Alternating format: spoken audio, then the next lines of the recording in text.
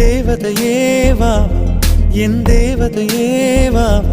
உன் இருவிழி அசைவுகள் எழுதிடும் கவிதை நான் பூமழையேவா என் பூமழையேவா உன் விரல் தொடும் தொலைவினில் விழுகிற அருவினா நீரில்லாமல் மீன்களும்